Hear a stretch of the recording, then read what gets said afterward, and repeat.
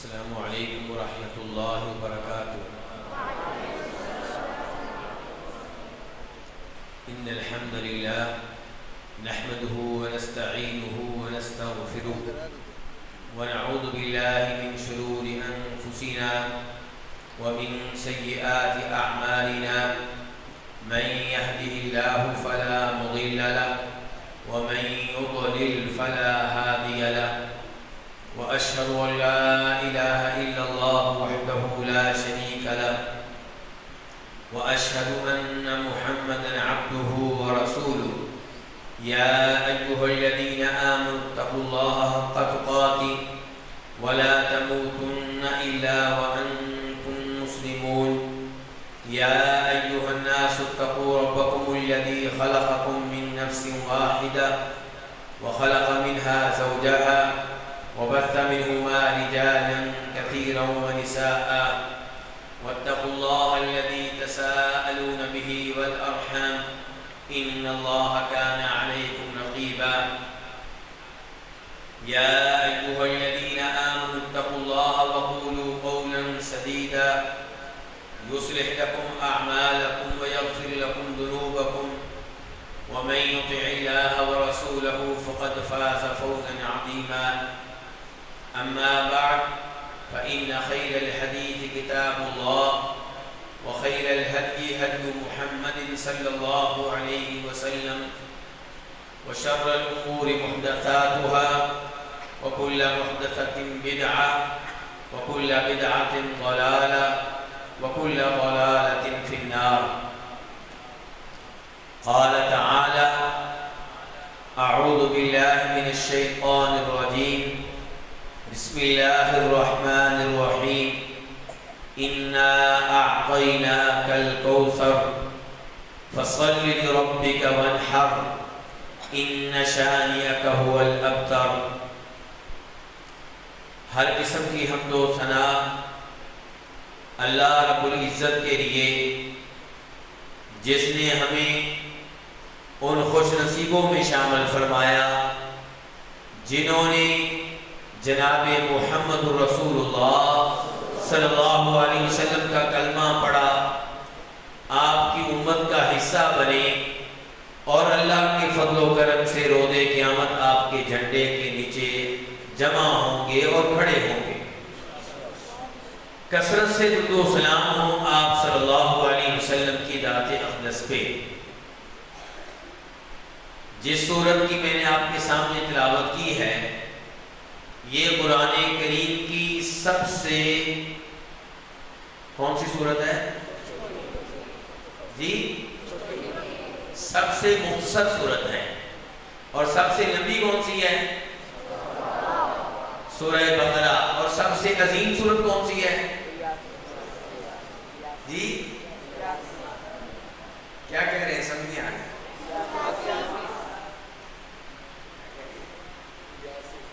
یاسین۔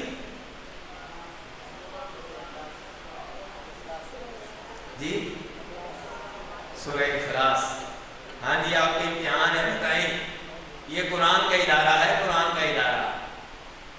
قرآن کی سب سے عظیم سورت کون سی ہے؟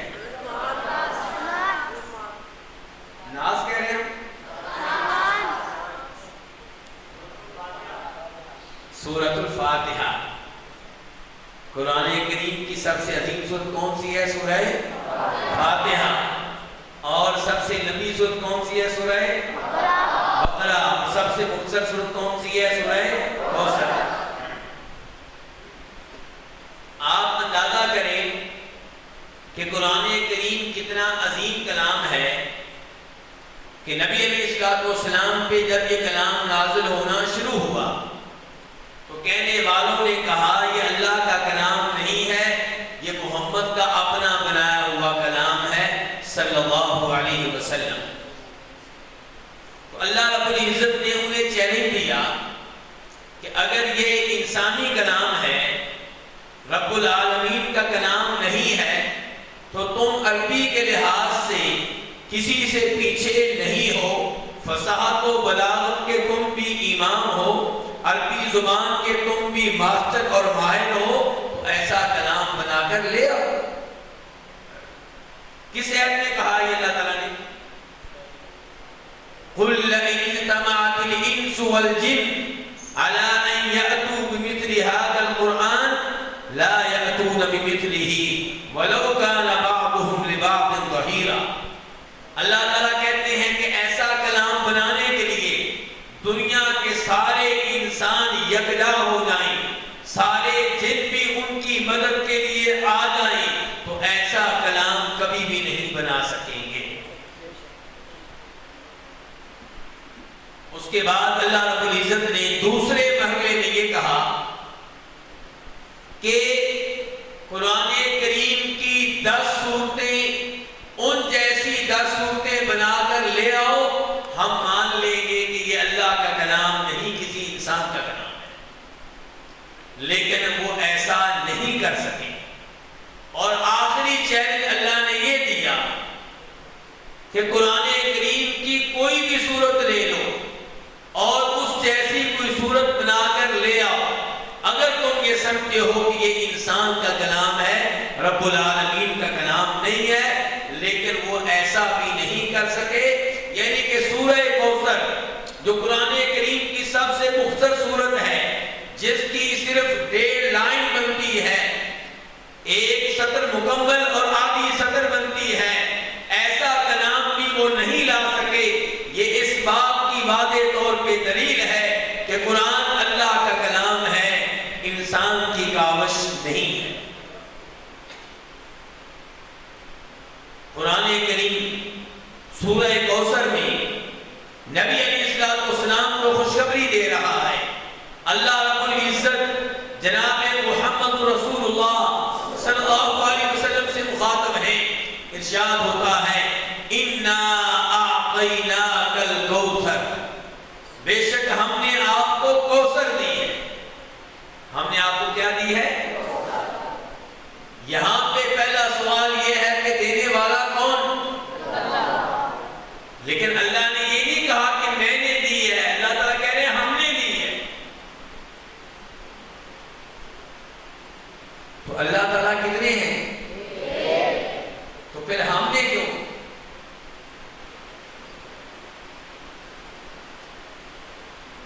عیسائی ایسی ہی آیات کو کئی دفعہ اپنے لیے دلیل بناتے ہیں۔ وہ کہتے ہیں کہ اسی لیے ہم کہتے ہیں کہ معبود 3 ہیں۔ عیسائیوں کا عقیدہ کیا ہے؟ معبود کتنے ہیں؟ ہمارا عقیدہ ہے توحید کا، ان کا عقیدہ ہے تصریف کا۔ ہمارا عقیدہ ہے توحید کا، ان کا عقیدہ ہے تصریف۔ توحید واحد سے اور تصریف ثلاثہ سے۔ تصریف کس سے ہے؟ وہ کہتے ہیں کہ معبود 3 ہیں، تو ان کا عقیدہ ہوا عقیدہ تصریف، اور ہمارا عقیدہ ہے عقیدہ توحید۔ وہ کہتے ہیں کہ اگر معبود ایک ہے تو پھر قرآن میں یہ کیوں آیا ہے کہ اِنَّا، ہم نے، یہ جمع کا لفظ کیوں ہے؟ تو آپ کے پاس کیا جواب ہے اس کا؟ کہ اللہ رب العزت تعظیم کے طور پہ اپنا تذکرہ ہم کے لفظ سے کرتے ہیں۔ اللہ رب العزت کبھی اپنا تذکرہ میں کے لفظ سے کرتے ہیں، نبّئ عبادی انی انا الغفور الرحیم وان عذابی هو العذاب العلیم، کہ آپ میرے بندوں کو بتا دیں کہ میں ہی بہت بخشنے والا ہوں، نہایت رحم کرنے والا ہوں۔ لیکن یہ کہیں کسی مغالطے پہ نہ رہ جائیں، ان کو یہ بھی بتا دیں کہ میرا عذاب بڑا دردناک ہے۔ اور یہی اللہ رب العزت کہتے ہیں اِنَّا، کبھی اللہ رب العزت یہ حقیقت بتاتے ہیں کہ میں ایک ہوں، وَإِلَٰهُكُمْ إِلَٰهٌ وَاحِدٌ، تمہارا معبود ایک ہی ہے۔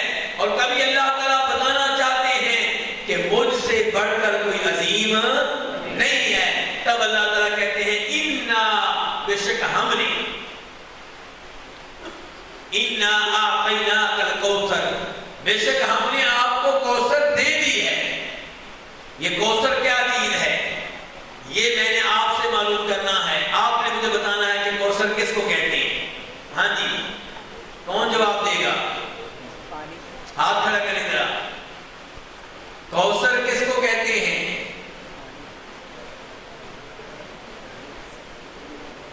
شرمانے کی ضرورت نہیں ہے، آپ سب جانتے ہیں، پتہ نہیں کیوں نہیں بول رہے. ہاتھ کھڑا کریں، ہمت کریں. ہاں جی، کوثر کسے کہتے ہیں؟ جی بیٹا پانی کو. ہاں جی، کو اور کسی کی رائے؟ کوثر کس کو کہتے ہیں؟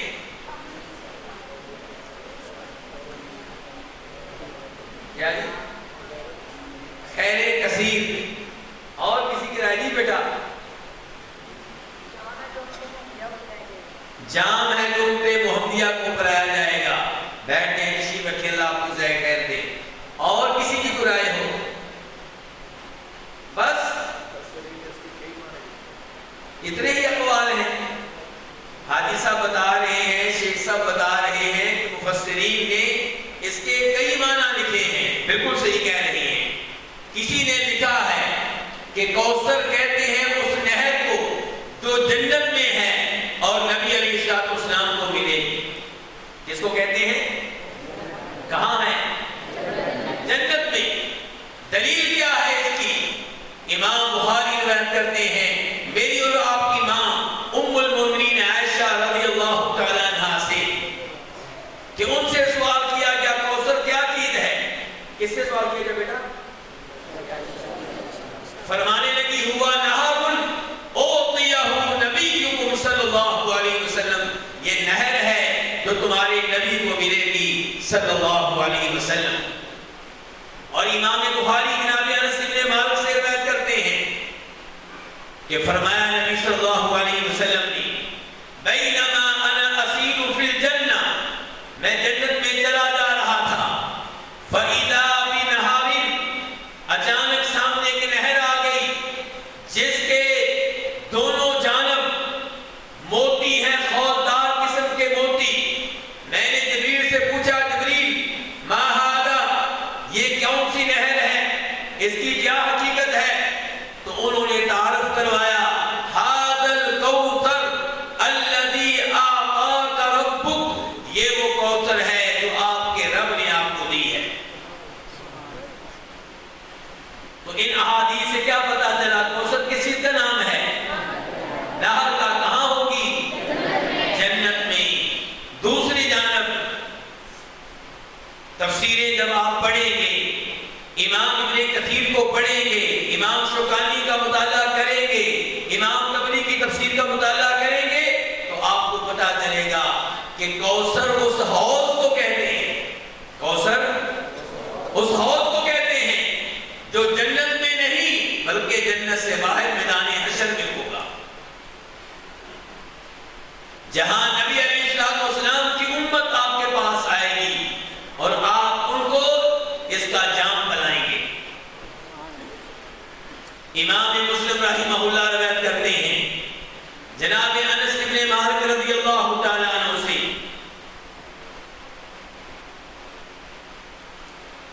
جناب انس بن مالک کہتے ہیں کہ ہم نبی علیہ الصلوۃ والسلام کے ساتھ بیٹھے ہوئے تھے.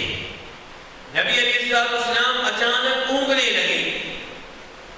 جب آپ کی یہ کیفیت ختم ہوئی تو آپ ہمیں دیکھ کر مسکرا رہے تھے. ہم نے کہا اللہ کے رسول علیہ الصلوۃ والسلام ما اضحکک، آپ کیوں مسکرا رہے ہیں؟ کیا ہوا بیٹا؟ آپ اچھا بنا مجھے دیکھ رہے تھے، اچانک مجھے دیکھنا شروع کر دیجیے. ایسے نہ کریں، توجہ سے. میں نے بھی آپ سے سوال پوچھنی ہے. تو جناب انس ابن مالک کہتے ہیں کہ آپ اونگ رہے تھے اور اس کے بعد مسکرانے لگے. ہم نے کہا اللہ کے رسول آپ کیوں مسکرا رہے ہیں؟ فرمایا انزلت علی آنفا سورۃ، ابھی ابھی میرے اوپر ایک سورت نازل ہوئی ہے. اس کے بعد آپ نے تلاوت فرمائی بسم اللہ الرحمن الرحیم انا اعطیناک الکوثر فصل لربک وانحر ان شانئک هو الابتر. اور اس کے ساتھ ہی آپ نے سوال کیا جانتے ہو کوثر کسے کہتے ہیں؟ کوثر کیا چیز ہے؟ صحابہ کرام نے کہا اللہ ورسولہ اعلم، اللہ اور اللہ کے رسول بہتر جانتے ہیں. آپ نے فرمایا وہ ایک نہر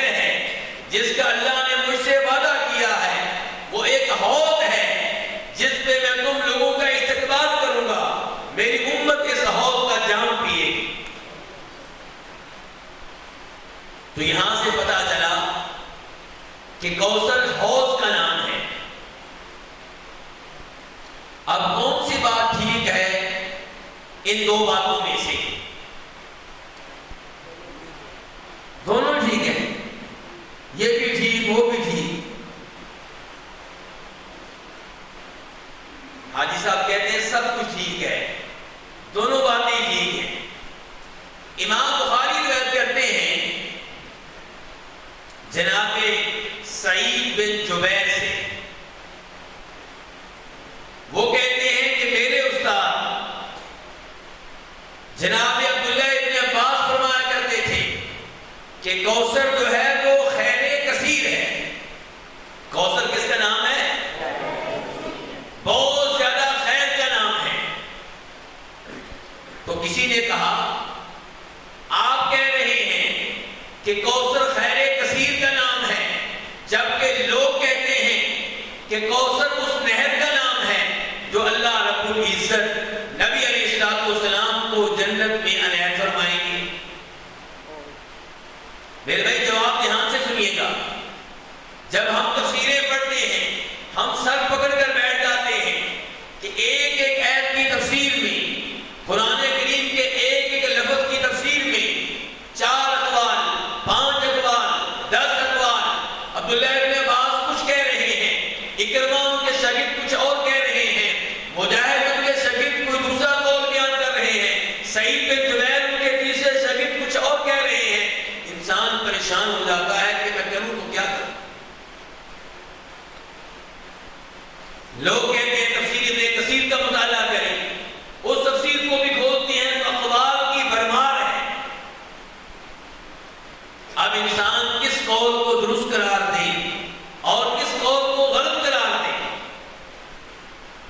تو یہاں پہ سعید بن جبیر اصول بیان کر رہے ہیں کہ قرآن کریم کی تفسیر میں آپ نے کون سا رویہ اپنانا ہے، قرآن کریم کی مختلف تفاسیر اور اقوال کو کیسے آپس میں جمع کرنا ہے، کیسے ان میں تطبیق دینی ہے۔ سعید بن جبیر کہتے ہیں کہ وہ نہر جو جنت میں ہے، جو نبی علیہ السلام کو ملے گی، وہ اس خیر کثیر کا حصہ ہے جو اللہ نے آپ کو دی ہے۔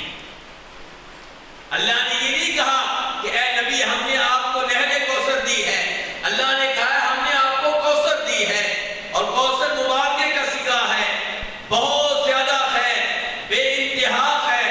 تو اللہ رب العزت نے نبی علیہ السلام کو بہت خیر دی ہے۔ اللہ رب العزت کا آپ کو بطور مسلمان پیدا کرنا یہ بہت بڑی خیر ہے۔ اللہ رب العزت کا آپ کو نبی بنانا یہ بہت بڑی خیر ہے۔ اللہ رب العزت کا آپ کو شاندار اور بہترین امت دینا، امت محمدیہ، یہ بہت بڑی خیر ہے۔ اللہ رب العزت کا آپ کو جناب فاطمہ کے ذریعے بہت زیادہ اولاد دینا یہ بہت بڑی خیر ہے۔ اللہ رب العزت کا یہ کہنا کہ اذان میں میرے نبی کا نام ہونا چاہیے بہت بڑی خیر ہے۔ تشہد میں، اتحیات میں درود شریف پڑھنا یہ بہت بڑی خیر ہے۔ اللہ رب العزت کا یہ کہنا وَرَفَعْنَا لَكَ ذِكْرَكَ، ہم نے آپ کی شان بلند کر دی ہے، آپ کا تذکرہ قیامت تک ہوتا رہے گا، یہ بہت بڑی خیر ہے۔ روز قیامت آپ شفاعت عظمیٰ فرمائیں گے، بہت بڑی خیر ہے۔ اللہ تعالیٰ آپ کو مقام محمود پہ فائز کریں گے، بہت بڑی خیر ہے۔ لوگ آپ کے جھنڈے کے نیچے جمع ہوں گے، بہت بڑی خیر ہے۔ انا سید ولد آدم، میں روز قیامت آدم علیہ السلام کی ساری اولاد کا سردار ہوں گا، یہ اعزاز بہت بڑی خیر ہے۔ آپ کا کوئی ایک اعزاز نہیں ہے، اللہ نے آپ کو ڈھیروں بیسوں اعزازات دیے ہیں، اور یہ سب اس کوثر کا حصہ ہیں جس کے بارے میں اللہ تعالیٰ کہہ رہے ہیں اِنَّا أَعْطَيْنَاكَ الْكَوْثَرَ، بے شک آپ نے آپ کو خیر کثیر دی ہے۔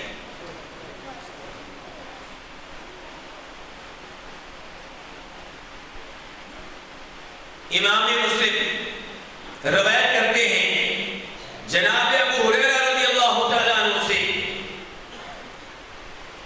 بلکہ آگے بڑھنے سے پہلے یہاں میں جلدی کے ساتھ ایک دو مثالیں اور دے دوں تاکہ قرآن کریم کی تفسیر کا مطالعہ کرتے ہوئے ہمیں مشکل پیش نہ آئے۔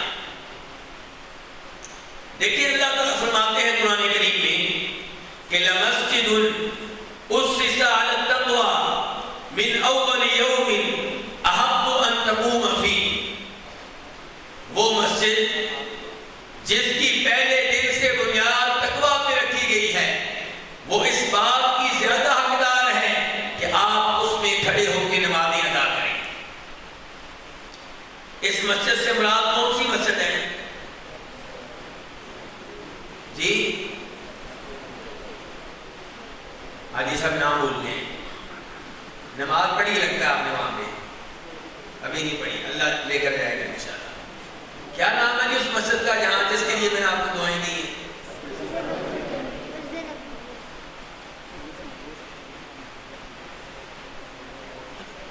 اللہ تعالیٰ اس مسجد کا تعارف کرواتے ہوئے کہہ رہے ہیں کہ اس مسجد میں ایسے لوگ نماز پڑھتے ہیں، اس مسجد کے نمازی ایسے لوگ ہیں جو پاکیزگی سے محبت کرتے ہیں۔ تو یہ کون سی مسجد ہے پھر؟ مسجد نبوی۔ یار ابھی تک آپ مسجد نبوی میں پھر رہے ہیں، مسجد تقویٰ، مسجد قبلتین۔ میں نے سمجھا تھا آپ بڑے پریشان ہوں گے، شاید کی تفسیر میں پریشانی دور کر دوں، لگتا ہے آپ کو کوئی پریشانی نہیں، آپ کے پاس تو ایک ہی قول ہے۔ کون سی؟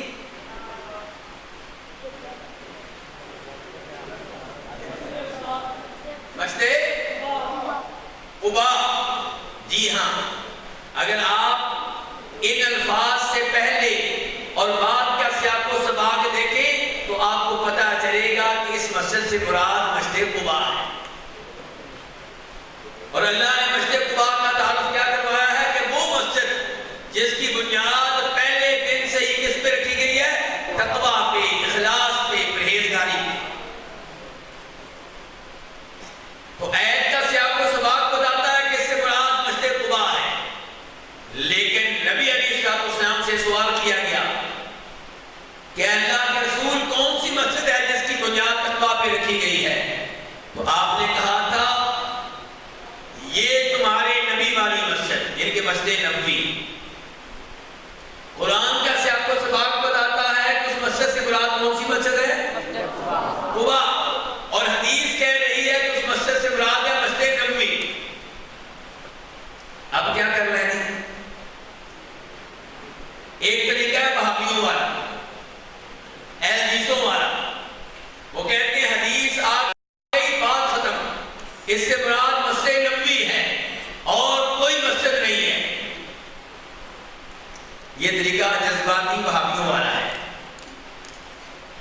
اور دوسرا طریقہ یہ ہے کہ اس مسجد سے مراد مسجد قباء ہے، جیسا کہ قرآن کے سیاق و سباق سے معلوم ہو رہا ہے، اور حدیث نے آ کر بتا دیا ہے کہ اگر مسجد قباء وہ مسجد ہے جس کی بنیاد پہلے دن سے اخلاص تقویٰ پہ رکھی گئی ہے، تو مسجد نبوی بدرجہ اولا وہ مسجد ہے جس کی بنیاد تقویٰ اور اخلاص پہ رکھی گئی ہے۔ دونوں مسجدیں ہی ایسی ہیں کہ آپ کہہ سکتے ہیں کہ ان کی بنیاد تقویٰ پہ رکھی گئی ہے، اخلاص پہ رکھی گئی ہے۔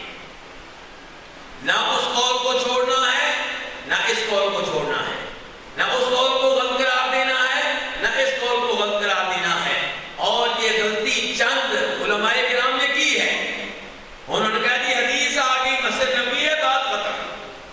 نہیں میرے بھائی، جس ایت میں تذکرہ آیا ہے اس ایت سے پہلے ایت پڑھیں، اس ایت سے بعد والا حصہ پڑھیں، آپ کو پتہ چلے گا کہ وہاں پہ مراد صرف اور صرف مسجد قباء ہے۔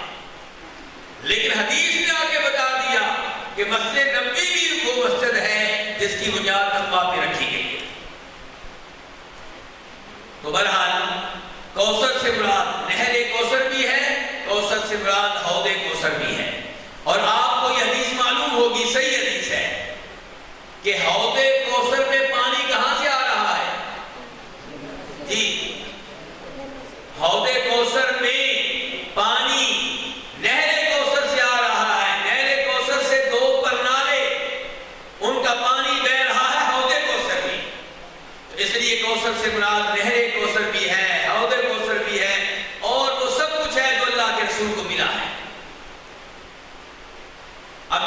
حدیث شروع کی تھی کہ جناب ابو ہریرہ کہتے ہیں کہ فرمایا نبی علیہ السلام نے کہ اللہ رب العزت نے مجھے 6 چیزیں ایسی دی ہیں جو کسی اور کو نہیں دی. اللہ رب العزت نے 6 چیزوں میں مجھے دیگر انبیاء کرام علیہ السلام پہ فضیلت بخشی ہے. پہلے نمبر پہ فرمایا اوتیت جوامع الکلم، مجھے اللہ نے یہ صلاحیت دی ہے کہ میں جامع ترین الفاظ کہتا ہوں، جامع ترین کلام استعمال کرتا ہوں. الفاظ تھوڑے سے ہوتے ہیں لیکن معنی و مفہوم بہت وسیع ہوتا ہے. یہ خوبی ہر انسان میں نہیں ہوتی. اس کی مثال کیا ہے کہ نبی علیہ السلام کو جامع ترین الفاظ دیے گئے. آج ہی میں صبح بخاری شریف کی ایک حدیث پڑھا رہا تھا، وہ میں آپ کے سامنے رکھتا ہوں. امام بخاری باب باندھتے ہیں کتاب الاذان میں اور کہتے ہیں اس باب میں کہ کیا کوئی غلام شخص امام بن سکتا ہے؟ کیا کہا ہے بیٹا؟ کون سا شخص؟ میرا ابھی سونے کے ٹائم ہوا تو نہیں ہے، ابھی تو آپ نے کھانا بھی نہیں کھایا. غلام. دوسرے نمبر پہ کوئی آزاد کردہ غلام امام بن سکتا ہے؟ کتنے ہو گئے؟ 2. تیسرے نمبر پہ کہتے ہیں کیا کوئی نابالغ شخص، نابالغ بچہ امام بن سکتا ہے؟ کتنے ہو گئے؟ چوتھے نمبر پہ کہتے ہیں زنا سے پیدا ہونے والا بچہ کیا وہ بھی امام بن سکتا ہے؟ کتنے ہو گئے؟ 5 نمبر پہ کہتے ہیں عرابی جو اونٹوں اور بکریوں کے ساتھ صحراؤں میں جنگلوں میں رہتے ہیں، جن کا کوئی مستقل مکان نہیں ہوتا، مستقل رہائش نہیں ہوتی، کیا یہ بھی امام بن سکتا ہے؟ کتنے لوگ ہو گئے؟ 5. اور اس کے بعد امام بخاری کہتے ہیں کہ فرمایا نبی علیہ السلام نے یؤم القوم اقرأہم لکتاب اللہ، کہ لوگوں کی امامت وہ کرے گا جو تلاوت کلام پاک کے اعتبار سے سب سے آگے ہوگا. ہاں جی، مسئلہ حل ہو گیا. تو سوال کیا تھا کہ غلام امامت کروا سکتا ہے یا نہیں؟ زنا سے پیدا ہونے والا بچہ امامت کروا سکتا ہے یا نہیں؟ نابالغ بچہ امامت کروا سکتا ہے یا نہیں؟ تو جواب کیا ملا؟ جواب یہ ملا کہ جو قرآن کی دولت کے لحاظ سے سب سے آگے ہے وہی امام بنے گا، چاہے غلام ہو، چاہے آزاد کردہ غلام ہو، چاہے زنا سے پیدا ہوا ہو، چاہے عرابی ہو، چاہے نابالغ بچہ ہو. دیکھیے اللہ کے رسول کے الفاظ محدود ہیں. یؤم القوم اقرأہم لکتاب اللہ. امام بخاری نے وعدہ کیا اس ایک حدیث سے ہم نے 5 لوگوں کے بارے میں ہونے والے سوال کا جواب دے دیا. تو اللہ کے رسول نے یہ نہیں، اگر اللہ کے رسول ہماری طرح گفتگو کرتے جی غلام جو ہے وہ بھی امامت کروا سکتا ہے، جو آزاد ہو چکا ہے پہلے غلام تھا وہ بھی امامت کروا سکتا ہے، چھوٹا بچہ بھی امامت کروا سکتا ہے، عرابی بھی امامت کروا سکتا ہے، زنا سے پیدا ہونے والا بچہ بھی امامت کروا سکتا ہے، تو پھر 30 پاروں کے علاوہ 30 پارے اور بھی ہوتے. 30 پاروں کے علاوہ 30 پارے اور بھی ہوتے. لیکن یہ نبی علیہ السلام کا اعجاز ہے کہ آپ محدود سا ایک جملہ بولتے ہیں اور قیامت تک کے مسائل اس سے حل ہونا شروع ہو جاتی ہیں. لوگ کہتے ہیں کہ 11ویں ثابت کرو کہ غلط ہے، تیجا ثابت کرو غلط ہے، برسی ثابت کرو غلط ہے، عید میلاد النبی صلی اللہ علیہ وسلم منانا ثابت کرو کہ غلط ہے، 10 محرم کو بطور یوم غم، یوم ماتم منانا غلط ہے، ثابت کرو کیا دلیل ہے. ایسی سینکڑوں چیزیں ہیں جن کے بارے میں ہم سے سوال ہوتا ہے کہ ثابت کرو کہ غلط ہے. کہاں اللہ کے رسول نے نام لے کے کہا ہے کہ 11ویں غلط ہے؟ ہمارے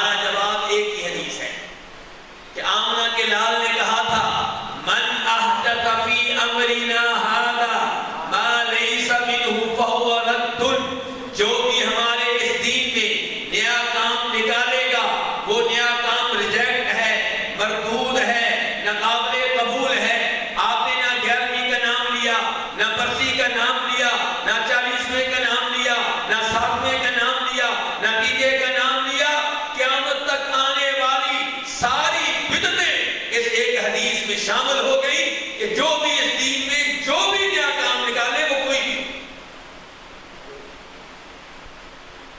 تو اللہ کے رسول کیا فرما رہے ہیں کہ میرا یہ اعزاز ہے کہ اللہ نے مجھے صلاحیت بخشی ہے کیا کہ میں جامع ترین الفاظ کہتا ہوں، اور یہ بھی خیر کثیر ہے، کوثر کا حصہ ہے.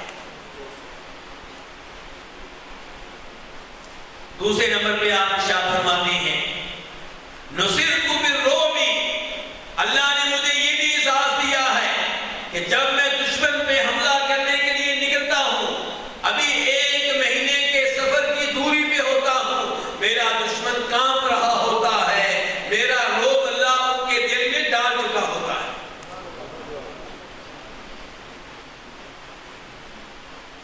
تیسرے نمبر پہ فرمایا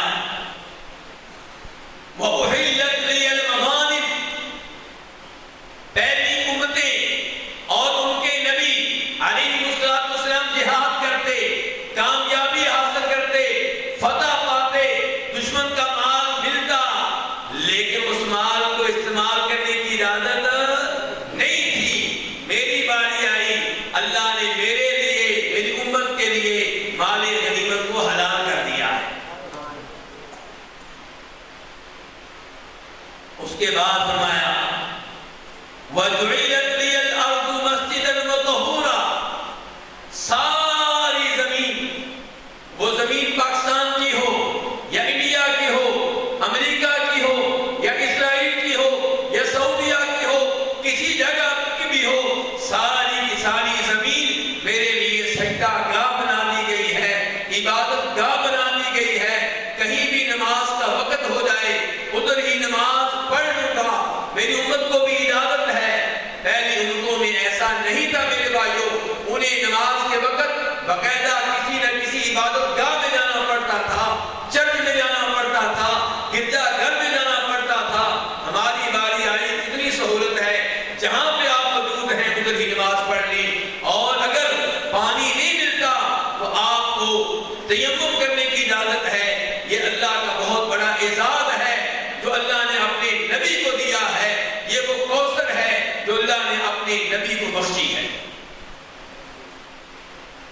اور اس کے بعد آپ فرماتے ہیں وَأُرْسِلْتُ إِلَى الْخَلْقِ كَافَّةً، اللہ نے مجھے صرف قریشیوں کے لیے نبی نہیں بنایا، صرف مکہ والوں کے لیے نبی نہیں بنایا، صرف حجاز والوں کے لیے نبی نہیں بنایا، صرف تہامہ والوں کے لیے نبی نہیں بنایا، صرف سعودیہ والوں کے لیے نبی نہیں بنایا. اللہ نے مجھے صرف عربوں کے لیے نبی نہیں بنایا، بلکہ عرب و عجم تمام دنیا کے لیے بنایا. گوروں کے لیے، کالوں کے لیے، امریکیوں کے لیے، روسیوں کے لیے، اور تو اور جنوں کے لیے. آپ ہر انسان کے لیے نبی ہیں، ہر جن کے لیے نبی ہیں. یہ اعزاز آپ سے پہلے کسی کو نہیں ملا.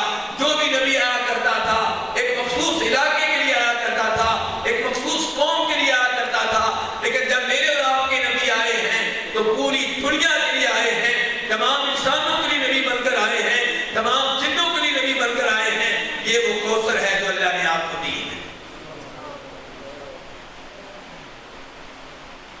اور اس کے بعد فرمایا وَخُتِمَ بِيَ النَّبِيُّونَ، جو بھی نبی آتے رہے ایک محدود زمانے کے لیے آتے رہے، 50 سال کے لیے، 100 سال کے لیے، 1 صدی کے لیے، 1.5 صدی کے لیے آپ کر لیں. لیکن یہ بھی اعزاز میرے اور آپ کے نبی کا ہے کہ آپ کی نبوت قیامت تک کے لیے ہے. آپ کے بعد کوئی نبی نہیں آئے گا. اِنَّا أَعْطَيْنَاكَ الْكَوْثَرَ، یقیناً ہم نے آپ کو خیر کثیر دی ہے. اچھا، اللہ کے نبی کو کیا فائدہ ہے اس چیز کا کہ آپ قیامت تک کے لیے نبی ہیں؟ جی، نام تو آپ کا گونج رہا ہے، یہ تو فائدہ نظر آ رہا ہے. اجر و ثواب کے لحاظ سے کوئی فائدہ ہے؟ بالکل. قیامت تک کے لیے جتنے بھی انسان آ رہے ہیں، جو بھی آپ کا حکم مان کر نماز پڑھے گا، روزہ رکھے گا، تلاوت کرے گا، اللہ کا ذکر کرے گا، توحید کے موضوع پہ درس دے گا، شرک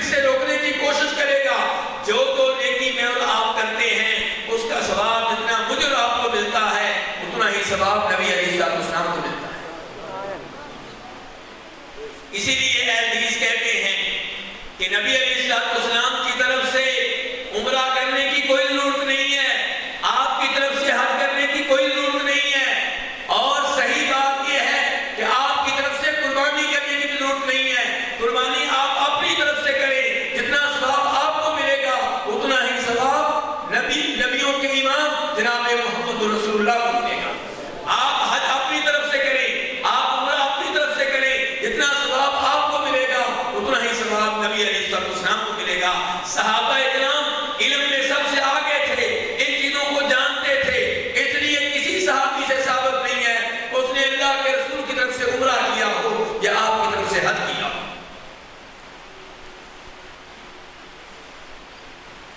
اِنَّا أَعْطَيْنَاكَ الْكَوْثَرَ، ہم نے آپ کو خیر کثیر دی ہے، اور خیر کثیر کی مشہور و معروف جو مثال پبلک میں مشہور ہے وہ حوض کوثر ہے۔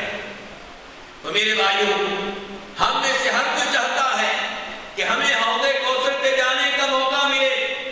حوض کوثر کا پانی دودھ سے زیادہ، برف سے زیادہ سفید ہوگا، شہد سے زیادہ میٹھا ہوگا، کستوری سے زیادہ مہکنے والا ہوگا، اور اس کے برتن آسمان کے ستاروں کی طرح خوبصورت ہوں گے۔ اس کے برتن تعداد کے لحاظ سے، کثرت کے لحاظ سے آسمان کے ستاروں کی طرح ہوں گے۔ نبی علیہ السلام فرماتے ہیں میں اس حوض پہ تمہارا استقبال کروں گا۔ لیکن اس حوض پہ جانا کیسے ہے؟ کیوں جی؟ لوکیشن کیا ہے؟ جانے کا طریقہ کیا ہے؟ کیسے پہنچیں گے وہاں پہ؟ آئیے نبی علیہ السلام سے پوچھتے ہیں۔ جناب ابو ہریرہ روایت کرتے ہیں، اور اس حدیث کو روایت کرنے والے امام مسلم اور امام ابن ماجہ ہیں۔ کیوں بیٹا کن کو اماموں کا نام لیا میں نے؟ ہاں جی، کہاں چلے گئے بیٹا؟ ہاں جی، اللہ آپ کو ذائقہ خیر دے، اللہ بیٹا پورے قرآن کا حافظ بنائے آپ کو، اور اس کے بعد مفسر بھی بنائے۔ اللہ تعالیٰ آپ سے توحید و سنت کا کام لے، ان تمام بچوں سے اللہ تعالیٰ توحید و سنت کا کام لے، اور اللہ تعالیٰ ان بچوں کو ان کے اساتذہ کے لیے صدقہ جاریہ بنائے، ان کے والدین کے لیے صدقہ جاریہ بنائے۔ اللہ ان کو استقامت دے۔ شیطان کو بڑی تکلیف ہو رہی ہے کہ کیوں یہاں قرآن پڑھنے کے لیے آئے ہوئے ہیں۔ شیطان ان میں سے ایک ایک بچے کو یہاں سے لے جانے کی کوشش کرے گا۔ تو بیٹا آپ نے شیطان کی باتوں میں نہیں آنا، آپ نے استقامت کا مظاہرہ کرنا ہے۔ اگر تھوڑی بہت مشکلات پیش آئیں تو ان پہ صبر کرنا ہے، جیسے صحابہ کرام نے دین کے سلسلے میں آنے والی مشکلات پہ صبر کیا تھا۔ تو امام مسلم ابن ماجہ روایت کرتے ہیں جناب ابو ہریرہ سے کہ نبی علیہ السلام زندگی کے آخری ایام میں ایک بار قبرستان تشریف لے گئے، اور قبرستان میں یہ دعا پڑھی، السلام علیکم دار قوم مؤمنین وَإِنَّا إِن شَاءَ اللَّهُ بِكُمْ لَلَاحِقُونَ۔ کون ترجمہ بتائے گا اس کا؟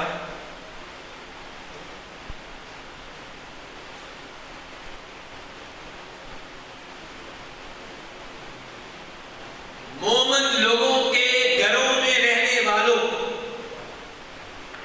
تمہارے اوپر سلامتی نازل ہو، اور اگر اللہ نے چاہا تو ہم بھی تمہارے پیچھے پیچھے آ رہے ہیں۔ یہ کس کو کہہ رہے ہیں آپ؟ اور ابھی بھی واقعی کہتے ہیں قبر والے نہیں سنتے۔ آپ بتاؤ سنتے ہیں کہ نہیں سنتے؟ اس لیے تو کہہ رہے ہیں اے قبر والوں تمہارے اوپر سلامتی ہو، اگر اللہ نے چاہا تو ہم تمہارے پیچھے پیچھے آ رہے ہیں۔ کس کو کہہ رہے ہیں آپ؟ تو پتا چلا کہ قبر والے سنتے ہیں، نہیں پتا چلا؟ وہ کہہ رہے ہیں نہیں۔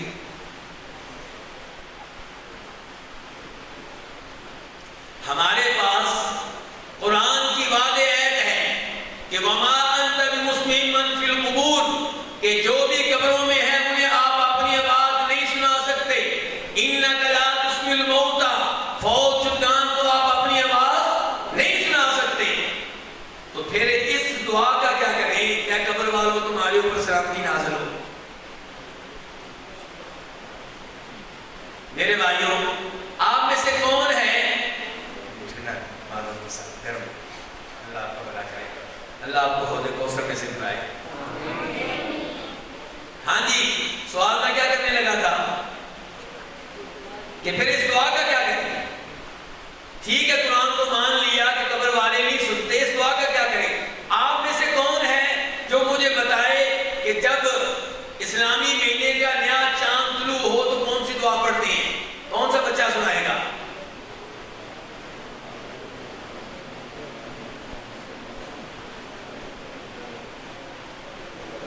ہاں جی جی بیٹا،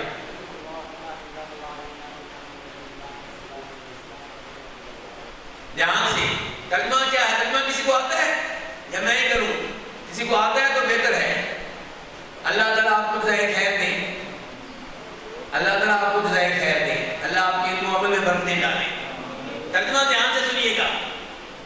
اے اللہ، اس کو ہمارے اوپر طلوع فرما امن و ایمان کے ساتھ، سلامتی کے ساتھ۔ اے چاند، تیرا رب بھی اللہ، میرا رب بھی اللہ۔ کس کو مخاطب کیا ہے؟ چاند سنتا ہے، اور چاند سنتا ہے۔ پتا چلا کہ ضروری نہیں جس کو آپ مخاطب کر رہے ہو وہ آپ کی آواز سن رہا ہو، یہ ضروری نہیں ہے۔ عمر فاروق نے کیا کہا تھا حضرت اسود کو؟ بابیوں کو یہ بڑا آتا ہے۔ ہاں جی، کیا کہا تھا حضرت اسود کو عمر فاروق نے؟ واللہ انی لأعلم انک حجر لا تضر ولا تنفع ولولا انی رأیت رسول اللہ صلی اللہ علیہ وسلم یقبلک ما قبلتک۔ اے حضرت اسود، اللہ کی قسم مجھے اس بات کا مکمل یقین ہے کہ تو نفع و نقصان کا مالک نہیں ہے۔ اگر میں نے پیارے حبیب علیہ السلام کو تجھے بوسہ دیتے ہوئے دیکھا نہ ہوتا، میں نے تجھے بوسہ نہیں دینا۔ یہ عمر فاروق کس سے باتیں کر رہے ہیں؟ یہ پتھر بھی سنتا ہے۔ تو پتا کیا چلا کہ ضروری نہیں کہ جس کو آپ مخاطب کر رہے ہو وہ آپ کی بات سنتا ہو، کئی دفعہ سنانا کسی اور کو مقصود ہوتا ہے۔ تو عمر فاروق جب یہ گفتگو کر رہے تھے حضرت اسود سے، جو دائیں بائیں لوگ کھڑے تھے ان کو پیغام دینا چاہتے تھے کہ دھیان سے، کہیں حضرت اسود کو نفع نقصان کا مالک نہ سمجھ لینا، اس کو مشکل کشا حاجت روا نہ قرار دے دینا، یہ نفع نقصان کا مالک بالکل نہیں ہے۔ تو میرے بھائیوں، نبی علیہ السلام قبرستان میں گئے، یہ دعا پڑھی جو میں آپ کے سامنے ذکر کر چکا ہوں۔ اس کے بعد کہا کاش ہم نے اپنے بھائیوں کو دیکھا ہوتا، کاش ہم نے اپنے، دھیان سے آپ کی توجہ چاہتا ہوں، یہ کون کہہ رہے ہیں؟ اور اے حدیثوں میں یہ بھی اعتراض ہوتا ہے نا کہ یہ اللہ کے رسول کو اپنا بھائی قرار دیتے ہیں۔ میرے بھائیوں یاد رکھیے گا، شان کے لحاظ سے، مقام کے لحاظ سے، رتبے کے لحاظ سے، سعادتیں پانے کے لحاظ سے نبی علیہ السلام کا مقابلہ دنیا کا کوئی انسان نہیں کر سکتا۔ آپ تمام انسانوں کے امام ہیں اور ہم سب آپ کے مقتدی ہیں، آپ کا کلمہ پڑھنے والے ہیں، آپ کے نقش قدم پہ چلنے والے ہیں۔ ہم آپ کے پاؤں کی خاک کے برابر بھی نہیں ہیں، لیکن بھائی ہم نے آپ کو نہیں کہا، آپ نے ہمیں بھائی کہا ہے۔ اس میں ہمارا کیا قصور ہے؟ دھیان سے سنیے گا، اللہ کے رسول کیا فرما رہے ہیں؟ اللہ کے رسول کہہ رہے ہیں کاش ہم نے اپنے بھائیوں کو دیکھا ہوتا۔ صحابہ کرام کہتے ہیں، آپ کی توجہ چاہوں گا، صحابہ کرام کہتے ہیں اولسنا باخوانک یا رسول اللہ، اے اللہ کے رسول کیا ہم آپ کے بھائی نہیں ہیں؟ یہ کون کہہ رہے ہیں؟ صحابہ کرام اللہ کے رسول کو کہہ رہے ہیں کیا ہم آپ کے بھائی نہیں ہیں؟ اللہ کے رسول علیہ السلام فرماتے ہیں انتم اصحابی، تمہارا مقام و مرتبہ بھائیوں سے بھی اونچا ہے، تم تو میرے ساتھی ہو، میرے جانسار ہو، میرے بھائی وہ ہیں جو بعد میں آئیں گے۔ کب آئیں گے؟ بعد میں آئیں گے۔ اللہ کے رسول علیہ السلام سے صحابہ کرام نے پوچھا اللہ کے رسول آپ کہتے ہیں کہ آپ اپنی امت کو حوض کوثر پہ کھڑے ہو کے پانی پلائیں گے، جام پلائیں گے، آپ کے وہ بھائی جو ابھی پیدا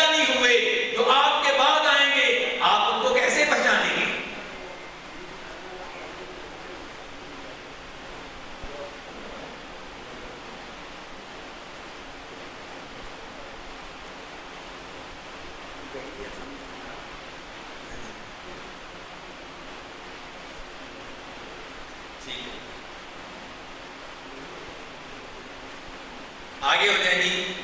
شیخ صاحب کہہ رہے ہیں کہ لوگوں سے کہیں کہ آگے آ جائے, پیچھے جگہ ذرا تنگ ہوتی ہے, آگے ہو جائیں, ذرا آگے ہو جائیں, اللہ آپ کا بھلا کرے.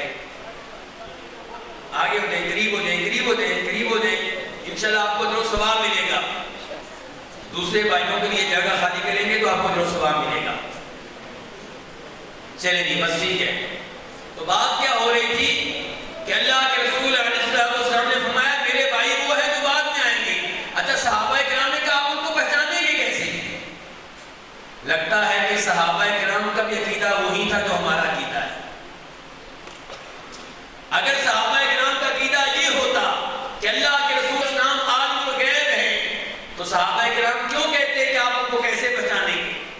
اگر صحابہ کرام کا عقیدہ یہ ہوتا کہ آپ حاضر و ناظر ہیں تو صحابہ کرام یہ کیوں کہتے کہ آپ ان کو کیسے پہچانیں گے؟ اور اگر نبی علیہ السلام کا عقیدہ یہ ہوتا کہ میں حاضر و ناظر ہوں تو آپ کہتے میرے صحابیوں تم نے کیسا سوال کر ڈالا ہے, تمہیں پتہ نہیں ہے میں کیا حاضر ناظر ہوں گا. لیکن آپ نے کیا کہا؟ آپ نے کہا مجھے یہ بتاؤ کہ کسی آدمی کا 5 کلیان گھوڑا ہو. کون سا گھوڑا ہو بیٹا؟ وہ کیا ہوتا ہے؟ 5 کلیان گھوڑا ہو جس کے 5 اعلیٰ سفید ہو باقی سیاہ ہو. پیشانی سفید ہو, دونوں ہاتھ سفید ہو, دونوں پاؤں سفید ہو. کتنی چیزیں ہوگی؟ 5 ہوگی نا. تو جس کا گھوڑا 5 کلیان ہو اور وہ ایسے گھوڑوں میں کھڑا ہو جو مکمل طور پہ سیاہ ہو, کیا اس کو اپنا 5 کلیان گھوڑا پہچاننے میں مشکل پیش آئے گی؟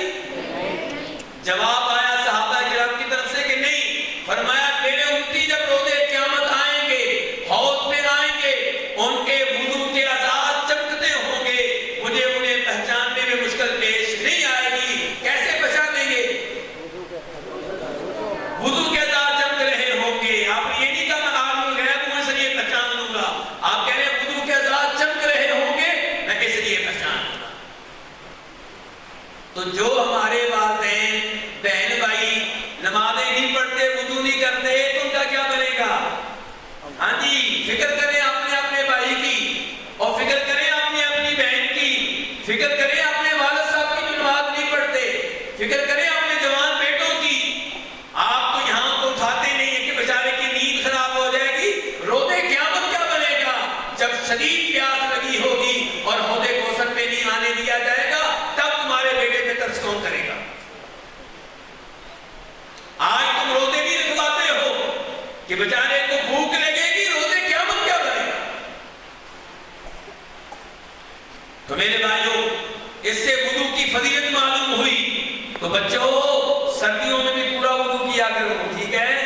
وضو کے بغیر نماز نہیں پڑھنی, تاکہ روزے قیامت نبی علیہ السلام کے حوض سے جام پی سکیں اللہ کے فضل و کرم سے.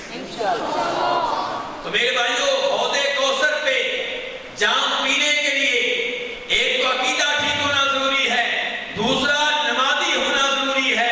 کیونکہ اللہ کے رسول فرماتے ہیں ایک گروہ آئے گا, ان کے وضو کے اعضاء چمک رہے ہوں گے, لیکن انہیں ہٹا دیا جائے گا, دور کر دیا جائے گا. میں کہوں گا ان کو آنے دو, میرے امتی ہیں, کیونکہ وضو کے اعضاء چمک رہے ہوں گے. آپ کہیں گے ان کو آنے دو, میرے امتی ہیں.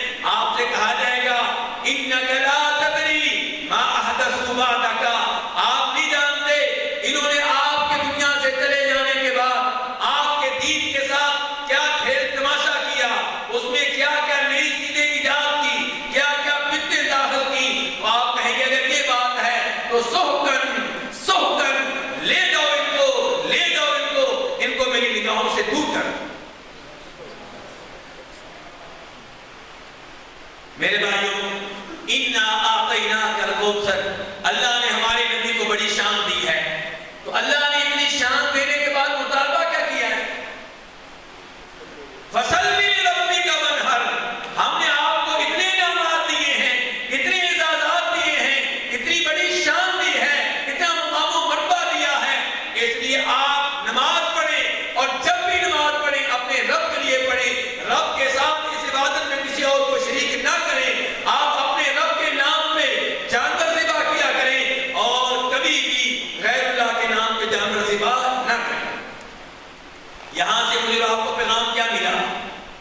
کہ میرے بھائیوں ٹھیک ہے اللہ رب العزت نے جو شان اپنے نبی کو دی ہے، جو انعام اپنے نبی کو دیے ہیں، ہمیں اتنے کیا بہت کم انعام ملے ہیں اللہ کے نبی کے مقابلے میں، لیکن جب لوگوں کی طرف دیکھیں تو ہمارے انعامات بھی کم نہیں ہیں۔ اللہ نے مجھے اور آپ کو 2 آنکھیں دی ہیں، 2 ہاتھ دیے ہیں، 2 پاؤں دیے ہیں، زبان دی ہے جس سے گفتگو کرتے ہیں، سونگھنے کی صلاحیت دی ہے۔ اللہ نے مجھے اور آپ کو والدین دیے، اللہ نے مجھے اور آپ کو اولاد دی ہے، اللہ نے مجھے اور آپ کو بیگم دی ہے، اللہ نے مجھے اور آپ کو گھر دیا ہے۔ اللہ روزانہ کھانا دیتا ہے، صبح بھی، دوپہر بھی، شام بھی، اللہ نے شان دے رکھی ہے، اللہ نے عزت دے رکھی ہے۔ سب سے بڑی بات یہ کہ اللہ نے انسان بنایا ہے، مسلمان بنایا ہے، اللہ کے نبی کا کلمہ پڑھنے والا بنایا ہے، آپ پہ درود پڑھنے والا بنایا ہے۔ اللہ کے انعامات میرے اور آپ کو کبھی کم نہیں ہیں۔ پیغام کی صورت کا یہ ہے کہ جب ان انعامات کو مانتے ہو تو اپنے رب کا شکر کرو، رب کے لیے نمازیں پڑھو اور رب کے ساتھ عبادت میں کسی کو بھی شریک نہ کرو۔ اللہ رب العزت سے دعا ہے کہ اللہ مجھے اور آپ کو توفیق دے۔ مزید گفتگو اس صورت میں باقی تھی لیکن ٹائم کافی ہو چکا ہے۔ جو کچھ آپ نے سنا اور ماشاءاللہ توجہ سے سنا، اس پہ اللہ تعالیٰ آپ کو جزائے خیر دے۔ اللہ تعالیٰ